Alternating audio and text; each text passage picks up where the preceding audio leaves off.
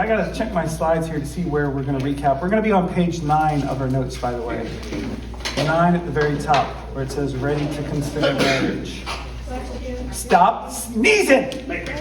It's allergy. I don't care. Oh, I'm allergic to teenagers. You don't see me sneezing. I would not let him talk to me like that. I would not let him talk to me like that. That's right. Last week there were 3 questions that we wanted to ask when evaluating whether or not someone would be a good mate for us. The first question was, is he or she a Christian? We talked about what it means to be equally yoked and how if you are unequally yoked, you're hooked up to someone that is different than you on a different level. You're not going to be going in a straight line. You're going to be going all over the place. By the way, if you missed this stuff, you can go on our YouTube channel and check this out. So all this, I'm just rehashing it very quickly. It is available on our YouTube channel. The second question we asked was, do you want to marry a spiritual weakling or someone who is spiritually strong? We had someone who was up on a chair and someone who was on the floor. The person who's on the floor, even if they're weaker, is always going to pull the other person down. Same things happens in our lives when we marry someone who's a spiritual weakling. And then finally, what has God called you to do with your life? This is an important question to ask, because if you're doing something and they're doing something and it doesn't line up, you're going to be going in different directions. You're not equally yoked. So you want to make sure that you're doing what God's called you to do with your life first before considering who you might be ending up with. Today, page 9, ready to consider marriage. Now, a lot of you guys, as we said last week, you're years away from this. But I want these questions to be in your mind as you look and think about relationships. We're going to jump ahead a few years. That's right. This was the last blank that we filled in. Sorry. We talked about how relationships God's way is first built on observation, not involvement. With everything that we've talked about in this series, we talked about how involvement causes heartbreak. It causes pain. And so you want to stay out of dating relationships where you're attaching yourself to someone else or the person who's sitting next to you right now. Thank you. Awesome. Because when you do that, you get hurt. And then you're going to carry those hurts for the rest of your life. And I don't want you to do that, Messiah. So, relationships God's way is first built on observation, not involvement. We're going to jump ahead a few years and assume that you are seriously ready to consider marriage. You've taken time to observe by casual acquaintances and in group activities, and you have been praying. These are the blanks that you have here, and actually it's just group, not activities on your sheets. You've taken time to observe by casual acquaintances and in group activities, and you have been praying. This is completely opposite of dating. Dating is like, let me get you and me in a one-on-one situation. We're going to hang out. We're going to have a good time. The focus is on having fun right now. Relationships God's way is different. We're going to be friends. Everything that we're doing is built upon friendship. We're hanging out in groups, and you're keeping an eye on them.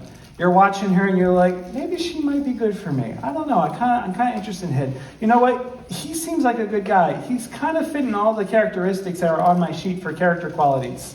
I think I might be interested in him. And you've been praying, because I told you guys that you don't want to be just making decisions on your own. You want to be taking this stuff to God. Are you just grabbing water?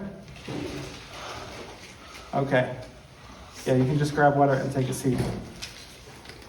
I told you guys last week how it's important that you pray. At this point, there's a certain young man or woman that seems to meet the requirements and qualities that you have. He or she is definitely marriage material, and you find that your heart is drawn towards him or her. Hopefully he or she has also been praying for God to direct his or her life, and in this context, a relationship begins to develop. As you commit this relationship to God and seek his guidance, God will reveal his will to you. I want to let you know that this happens progressively. I have it stretched out there because I want you to understand this happens slowly. It kills me when I hear people, they're in a relationship. How long have you known them? Oh, a few months. You can't get to know someone within a few months. You don't know what it's going to be like when they hit the highs, when they hit the lows, when their car all of a sudden stops working, when they get a bad grade, when something good happens to them, when they lose money, when they get a lot of money.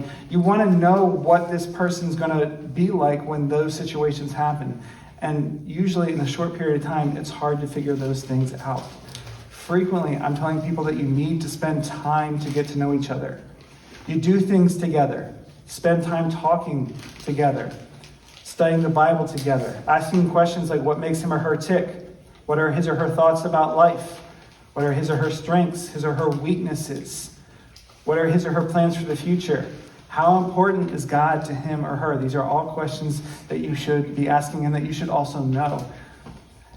I've seen it before where I'll ask a couple of questions and be like, oh, what would be, like, if you guys could live wherever you wanted to, where would it be? And someone would be like, and they would both answer at the same time, California, Peru. I'd be like, what? Are you for real? Like, they're completely, I didn't know that you'd want to do that. Well, I didn't know you wanted to do that. Well, it's because you barely know each other. So do you guys want to have kids? Absolutely, I want 5 of them. No, I'm not interested in kids at all. Is that relationship going to work? It's not going to work. So why would you want to be involved with someone or even start a dating relationship? Because down the road, you might be like, I really want to have kids, but he doesn't want to have kids. And so then I'm in a situation where I'm upset and I'm bitter and I get mad and it causes problems later on down the road. You should feel comfortable and be able to have fun together with your family and his or her family. I want to let you know that I think families are very important when it comes to relationships. A lot of people, they're like, I'm going to be starting a new family. It has nothing to do with my family. I encourage you. Now, some parents, they shy away from the responsibility of being involved, but their prayers and involvement, or even intervention, if necessary, is very, very important. Question, who's seen the movie Mean Girls? Okay. That's probably a little disturbing, but I'll use the example anyway. So in Mean Girls, Regina George's mom, she's the cool chick in school, and all the kids want to be like her. And there's a point where she is hardcore making out with this guy in her bedroom on the bed. Things start happening real quick. It's like she jumps on him. It's like whoa. The door opens up and mom walks in. She's like, do you guys need anything? You want snacks, condoms? And I'm like, is that a good mom? No, not at all. That is a terrible example. The truth is, sometimes we need parents to create boundaries so that we aren't putting ourselves in those situations. And I really encourage you to have your parents involved in the process. I want to let you guys know, and this is going to be hard to understand, your parents were once your age. I know it's hard, but it's true. They were once like you. They understand some things. They've been around. I want you guys to involve them because they can protect you from some of these things. The whole reason why we're going through this series is because I don't want to see you get hurt. That's it. You might be like, Pastor Tom doesn't want me to have fun or do nice things. That's not true. I want you all to get married and have sex and have kids. Okay? So then you can go home and you can tell your parents that Pastor Tom said that he wants us all to have sex. Just to let you know, there's another step before the sex, okay? You guys understand that, right? Fire in the fireplace, sex in marriage, right? I want to make sure you're good. Lacey's taking notes. Okay, very good. Okay, so I do want you to get married. I want you to have sex. I want you to have kids. All that stuff. However, if you do things out of order, if you do it the wrong way, remember the duct tape ahead, how the duct tape was torn in half?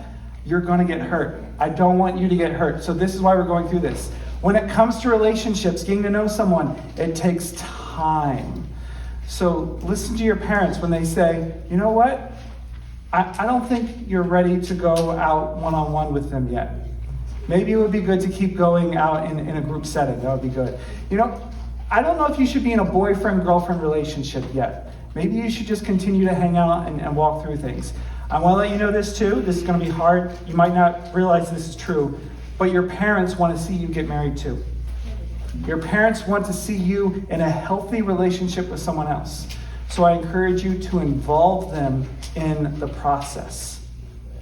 If you're lacking having an involved parent, or your parent is someone that would walk in the room and be like, you want snacks, condoms? Bye. Okay. I encourage you to find someone who is good. There are people here at this church that can help take that role for you. There's myself, there's Katie, there's other adult leaders. We can help walk you through. So if you're asking and you're wondering, is this person good? Because remember, when we started this series, we wanted to test our relationships. Now, we're not going to jump in with the assumption of disapproval. We're doing it with the assumption of approval. So if you're like, Pastor Tom, what do you think about me and this girl? What do you think about me and this boy? I'll ask questions. I'll test it. I'll examine it. And I'll do it with you. But I want you to be open to what I have to say and say, you know what, maybe we need to create some boundaries here. The motive of relationships God's way is in direct contrast to dating. Do you guys remember the motive of dating? It's on your sheet if you want to look, if you want to cheat. Remember, what is the motive of dating? The motive of RGW is direct contrast to the motive of dating. So what's the motive of dating? Remember the moving motive of dating. Pleasure without responsibility. Pleasure without responsibility. Dating is all about having fun now, not necessarily worrying about the future.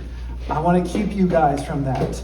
The motive of relationships God's way is to discover a lifetime marriage partner that pleases both you and God. Actually, it's just one blank there, pleases. Discover a lifetime marriage partner that pleases you and God. I want you guys to have fun. Now, you can have fun without dating. You can do things with other people. You can have friends. You don't have to create those emotional bonds that when they're torn apart cause pain and heartbreak. If a young man or woman is not seriously interested in you for this purpose of pleasing you and God for a marriage partner, then you should get out of the relationship. I was in a relationship with a girl shortly in my community college years, and there was nothing wrong. We were having fun. Everything was great. But then I got to a point where I was like, I don't see myself. Am I going to marry this girl? Absolutely not. She's not like wife material. But we're having fun. There wasn't anything wrong. But as I started to ask myself this question and was like, is this going to be my lifetime marriage partner? No. I was like, I had to end a relationship. I did a lot better than my previous relationships. I was like, I don't see this going on to marriage, so that means we have to end it. And it hurt, and it stunk. I wish I asked that question at the very beginning. I wish I went through those things at the beginning. And I realize now I could have answered those questions at the beginning, because I was friends with this girl. I was like, why did I have to take it up to the next level? We both weren't at the place where we wanted to have a lifetime marriage partner that pleases ourselves and God. If you can't do that, then you should maintain a casual friendship. But if you both feel that God could very well be bringing you together, begin to develop your relationship prayerfully and carefully and with other people watching. It's great if this young man or woman could have the blessing of their parents, their pastors, their friends in pursuing this relationship with you. Don't do your relationship just by yourself, one-on-one with that person. Involve other people. It's very important to have accountability, because if you don't, you're going to be dumb. I'm not calling you dumb. I wasn't dumb, except I was, and I did dumb things. Even though I wasn't dumb, I still did the things I shouldn't have done. I want to keep you guys from that. And when you are doing it yourself without having someone watching over you, you can get in trouble. You guys good? Fantastic. We're gonna move on to a slightly different topic, and I have a video to watch to show you guys. Oh, hey, Mike. What are you up to? Just diagramming this accident with my State Farm Pocket Agent app. You can also get a quote and pay your premium with this thing. I thought State Farm didn't have all those apps. Where'd you hear that? The internet. And you believed it? Yeah. They can't put anything on the internet that isn't true. Where'd you hear that? The internet. Oh, look. Here comes my date. I met him on the internet. He's a French model. Bonjour. Is that guy French? No. Is he a model? No. But he said he was on the internet, Well, right? it could be. Yeah, the before model. I want to talk about online and electronic relationships. That could be. Online and electronic relationships. Here's the thing about meeting someone online, especially if most of your relationship takes place online. The digital world is another artificial environment. If you remember back to our highly defective habits of dating, one of them was that dating creates an artificial environment. The online world is an artificial environment. I know this because when I put myself out in the digital world, I don't show anyone my flaws. Because why would I do that? I want people to see the best side of me. And when you guys put stuff on, you put stuff on your Instagram, your TikToks, whatever it might be, how many times does it take you to take the right picture or do the right video for you to finally post? It takes a lot. You want to get the angle right. You want to get the filter right. You got to get the lighting right. Ew, that picture's gross. I'm not putting that up. Okay? Okay. You have to get everything just right. And it's not real. It's fake. People put things up on their profiles about things that they might be interested in or what they're about. They say, oh, I really like to do photography or hiking or board games or whatever it might be. When those are things that they might be putting out there that other people aren't. Are we good? Okay. That other people, my goodness. Everyone is just so distracted this week. Even my wife. I love you, honey. Okay. People put stuff up that they think other people will be interested in. They go, I'm putting this as things that I'm interested in because it makes me seem to be a more interesting person. When you see people putting dating profiles, there are actually people out there that you can pay. There are full-time jobs where you can go to someone and be like, hey, can you help create a dating profile for me? And you pay them to make a dating profile for you, to make you look the absolute best that you can. It's fake. It's not real. When I get to know someone, I want to get to know the best of them and the worst of them as well. Because if I'm looking for a lifetime marriage partner, I want to know what they're going to be like on their worst days. Because guess what? I'm going to be marrying them for better or for worse, so I need to see what the worst is like. If you go and break out the knife when it's the worst, I'm like, that's not going to work. It could be wonderful and amazing. You could be $1 million supermodel. That's awesome. But then you get a little bit upset because you break a nail and out come the knives. I'm like, no, that's not going to work for me. That's not going to fly. You won't see that if it's all online. If you're just talking to people online, having that relationship, it's not going to work. The other difficulty with online relationships is that they tend to create intimacy before relationship. Intimacy before relationship. Nope. I'm going to have you hold it. You can ask me later if you want. There have been too many distractions. Online relationships push people towards being intimate with each other with little or no real-life observation and interaction taking place. A lot of times people will go online because they're lonely or they have difficulty communicating with people face-to-face. And so they find someone, and it's easier to text, it's easier to send messages, to talk through a screen, to talk on the phone rather than to talk face-to-face. When people are tethered to each other in communication with no real activity or purpose, they start sharing their heart and who they are and everything about themselves. Instead of sharing life and everything going on around them, it's like, well, I'm just talking to this box now. And you tend to share more about yourself than you would if you were having lunch with a person for the first time. And so when people get in an online relationship, if they're talking to someone, they can pour their heart out to them. Why? Because it's just a voice or it's just words on the screen, and it's safer that way. When you're in front of a person, it's scary. You're more vulnerable with them, so you tend to protect yourself and you tend to guard your heart more than you would when it happens on a screen. It's much easier to lay out your feelings to a screen and a voice than to a face right in front of you. And what happens is that we make ourselves more vulnerable when we aren't face to face. We talked about Proverbs 4:23, where it says, guard your heart, for it is the wellspring of life. And I showed you guys the picture of the boy running away with the girl's heart. When we engage in those types of relationships, when we engage with those things online, it's like handing someone our heart, and we end up getting crushed. We're dropping the shield that is in front of our heart. I've seen this happen. It's happened to me to some degree. It's very easy to open up to someone online than it is face-to-face. As you guys are getting older, as technology changes, more and more people are pursuing relationships through online dating. I'd have to say, I probably, since I've begun youth ministry, that I've known of like 15 to 20 youth that have had like internet boyfriends or girlfriends. By the way, none of them have worked out. None of them at all. What happens is our heart gets attached before we're able to see how a person responds to everyday contact with others. Remember, when we're talking about relationships God's way, it's not about one-on-one interaction, it's about group interaction. The reason for that is you need to see how the other person is going to be reacting to other people, not just you. because they might be trying to make all their responses just about you. I think this is what they would like. I think this is what my boyfriend or girlfriend wants to see.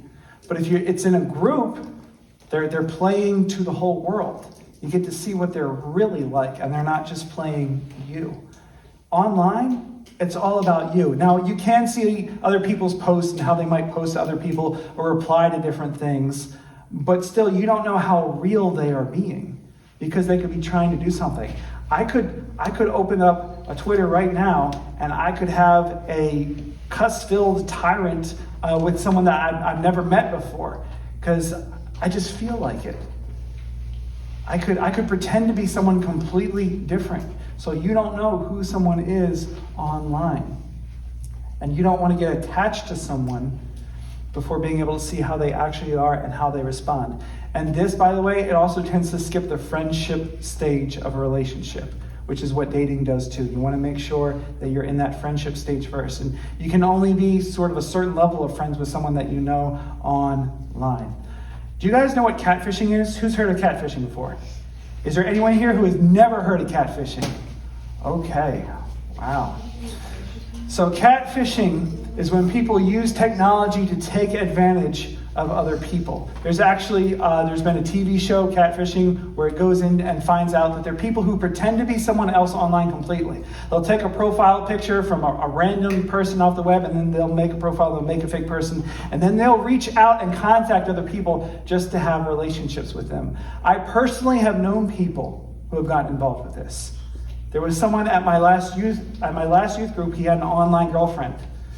And I was hearing stories, and I was like, I don't know how I feel about this. And like 3 weeks into the relationship, she's dying of some rare cancer. And I'm like, bro, I don't know if she's real. And then she died, and then the mom reaches out, hey, you want to send money for flowers? It's a scam. And this poor boy was crushed. Like, he was like in youth group, he's like, Pastor Tom, can we pray for it? And I was like, I don't know how I feel about praying for someone that I'm not really sure is real. And he was, and it took him a while, but looking back, he's like, yeah, she probably wasn't real. People use it to raise money.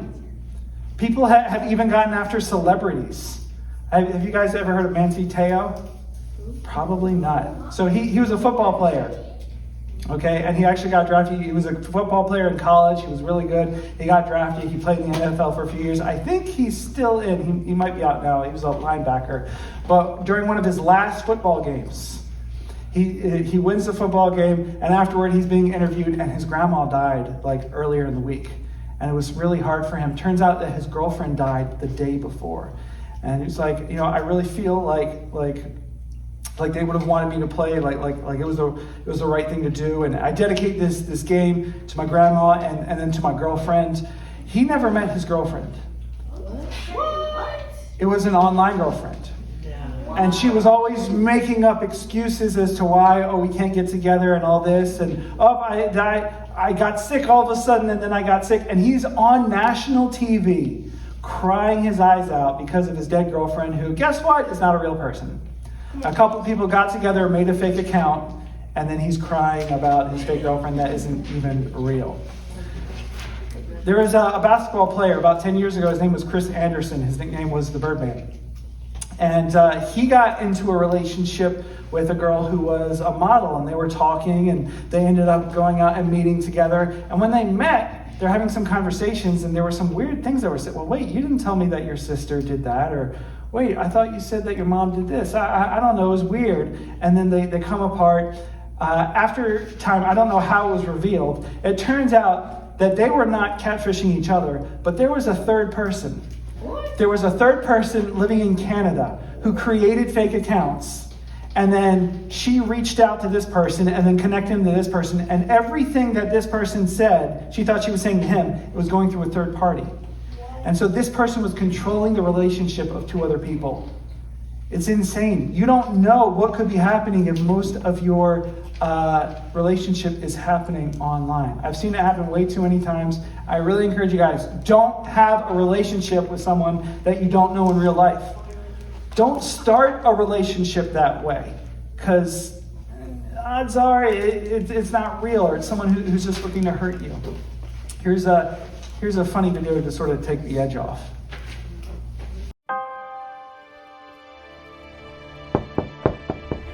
Can I help you? We're looking for the girlfriend of Army Private Daniel Ryan. Is this the home of Cheryl Mulligan? Oh God, no! He's dead!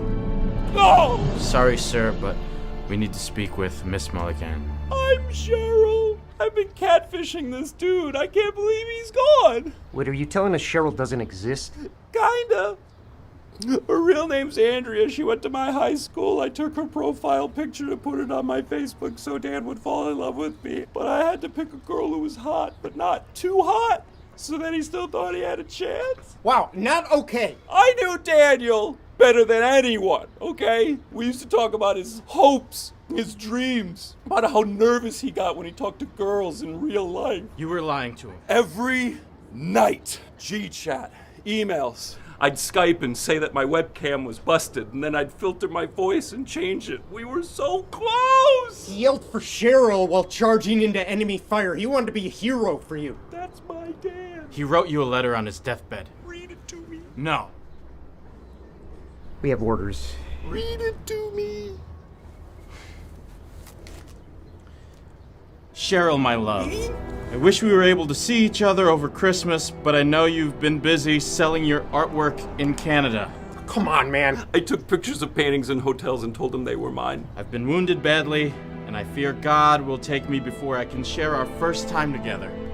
I told him to save himself for me. I'm sorry I won't be able to meet you halfway between our hometowns like we always planned, I was gonna say my car broke down and then just leave him stranded. but we will finally meet when our souls are forever entwined in the cosmos. Love, your Buggy Bear. Ah! Our future was so bright, I was gonna have him propose and then I'd postpone the wedding by faking cancer! As silly as this is something that actually goes on. That example that I told you of the basketball player and the girl who ended up getting catfished by another person completely, she had been catfishing 11 other people in different ways. These things happen. Now, while this is a little funny, it's also sad because people do get hung up and they get hurt because of this. But other things have happened. They're pedophiles. They're people who have been kidnapped, people who have been assaulted, people who have been raped, and people who have even been murdered because they met someone online, they developed a relationship.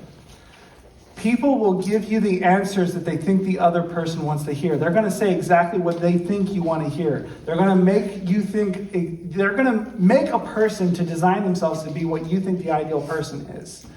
So, if someone sends you a friend request, if someone sends you an invite, and you're like, man, now usually it tends to be girls reaching out to guys, but it can be the other way around. And you're like, man, this girl is smoking hot and all this. Odds are she's fake. I get fake requests all the time. I look and I'll get a request from some girl. I'm like, no mutual friends. Okay, I see. And then I see this picture and she's wearing something like this and she's like that. I'm like, you aren't real. You aren't a real person. So guys, when it comes to that sort of stuff, run away. It's not real. You don't want to be with a girl like that anyway, because remember, the most of relationships God's way is to find a lifetime marriage partner that pleases both you and God. Hang out with someone like that, it's not going to work. Ladies, please be careful too. Like I said, people have been kidnapped, assaulted, raped, and murdered.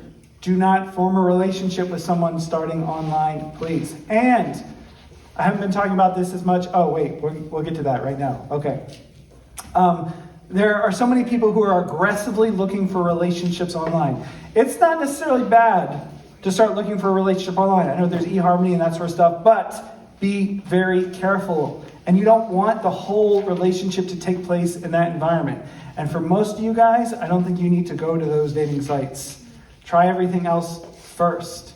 But what happens if people are aggressively looking for relationships, and what they do is they speed up the process in hopes of finding the one.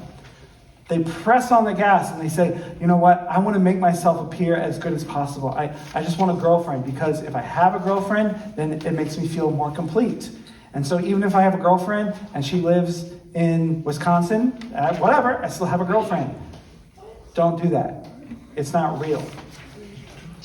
People say this, they'll say stuff like, they have everything in common with me, they're just like me. You don't know who they are. You don't know what they're like in real life. You never see them in an actual environment where most perception and judgment of character can take place. Online is an artificial environment. Now, the same thing can also be said for cell phones and texting. I'm not just talking about relationships that start online and are only online. You could have relationships with other people, whether it's at school, at church, your neighborhood, but if most of your relationship is happening through one-on-one texting or sending Instagram messages, odds are that's not a healthy relationship and you're not knowing what they're really like. Do not live your life, your dating life, in the digital world. There are also increased chances for miscommunication when things aren't said face to face. I don't know how many times in the past few years especially where something is put online and other people say, oh, this is what you're saying. I'm like, I'm not saying that at all. You're not understanding. And so when you can say something face to face, it takes out that miscommunication. Even if the motives are pure on both sides, the relationship is not as authentic as a real life relationship. And so ultimately there needs to be balance. So if you end up getting in a relationship with someone and you find yourself just always texting and like the bulk of your relationship is online, it's not going to be healthy. I guarantee it. So run away from that and don't let that be the basis of your relationship. We got 2 more weeks left. We're going to be talking about purity next week and then wrapping up the week after that. I'll take a question or a comment. Is it bad to like anonymously? No. I don't know how to phrase this and make it seem like I'm not a bad person. That might be answering your own question then. So just to let you know, if we go back to the very beginning, our first page, okay, and we talked about our list. In fact, I think I want to grab it. I don't have the notes in front of me right now. And we talked about the verse, okay? We talked about how we want to be testing the love and the relationship.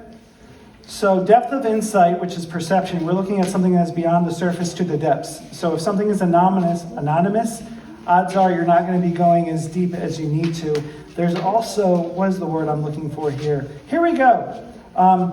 Pure, judged by sunlight, tested as genuine, sincere. If something's anonymous, it's kind of in the shadows a bit. It wasn't like looking for a relationship at the end. Like just talking to a random person on the internet kind of vibe. Yeah, that sounds a little dangerous to me and a little shady. I would stick away from that. We want to like shine a light on everything that's going on in our life. Sometimes that's uncomfortable. But ultimately, if we do that, then if sin is there, we can see it and call it out. If we let sin grow in the dark and we're like, it's okay. No one really needs to know about this, or just listen, it's not important, then it's going to grow. Relationships God's way and our lives ultimately should be about accountability. We want to be able to take our lives, and I want to do this with my life too, by the way, which is one reason why I've shared some very personal things with you as I've gone through this series. I've shared some things that hurt to share, but I'm sharing it with you because I don't want you to go through it as well, and I'm showing you the good and the bad. And I'm showing it all because I don't want to hide it and act like, everything is great and wonderful. No, I've made mistakes. I want you to avoid those mistakes. But we want to shine a light on it all so that you can see it, because then I don't want to hide anything from you guys. I don't want you to think I have ulterior motives in what I teach or what I preach. So what, we'll pray, and then we can stack the chairs in 10 and put them around the tables, and we'll be good. Lord, I ask that you help us to be wise. I ask that you help us to protect our hearts. There are people out in the world that are scheming and are dangerous. Lord, I also ask that you help us to protect our hearts from ourselves and the poor decisions that we can sometimes make. Help us to find people who can hold us accountable. May we not jump into a relationship. May we not be careless with our heart. May we understand that finding the right person takes time. And it's something that happens slowly and progressively. That doesn't necessarily mean things have to be boring.